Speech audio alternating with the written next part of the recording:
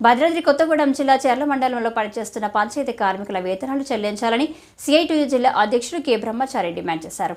అదేవిధంగా గ్రామ పంచాయతీ కార్మికులకు 6 నెలలుగా రావాల్సిన పెండింగ్ వేతనాలు చెల్లించాలని, మల్టీపర్పస్ విధానాన్ని రద్దు చేసి పంచాయతీ కార్మికుల వేతనాల కోసం ప్రత్యేక గ్రాంట్ను ప్రకటించి బడ్జెట్ విడుదల చేయాలన్నారు. తెలంగాణ గ్రామ పంచాయతీ employees and workers union CITU ఆధ్వర్యంలో రాష్ట్ర కమిటీ పిలుపు మేరకు ఎంపీడీఓ కార్యాలయం వద్ద ఒక్కరోజు ధర్నా నిర్వహించారు. పంచాయతీ కార్మికులకు ఇచ్చిన ఏ ఒక్క హామీని కూడా రాష్ట్ర ప్రభుత్వం అమలు చేయడం లేదని విమర్శించారు. ఎన్నికల మేనిఫెస్టోలో 18,000 వేతనం, మల్టీపర్పస్ విధానం రద్దు చేస్తామని కాంగ్రెస్ వాగ్దానం చేసి ఆ వాగ్దానానికి విరుద్ధంగా నేడు వ్యవహరిస్తుందన్నారు.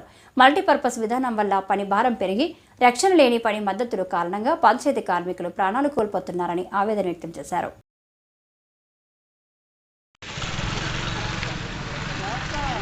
చెల్లించాలి పంచాయతీ కార్మికుల పెండింగ్ జీతాలు, చెల్లించాలి పంచాయతీ కార్మికుల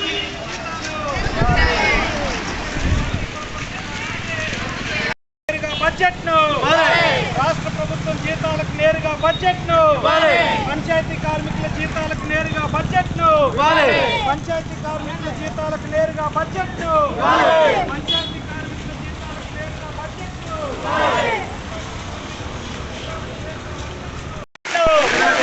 జీతాల కోసం ప్రభుత్వం నేరుగా బడ్జెట్ను, జీతాల కోసం ప్రభుత్వం నేరుగా బడ్జెట్ను, జీతాల కోసం ప్రభుత్వం నేరుగా బడ్జెట్ను, మల్టీపర్పస్ విధానాన్ని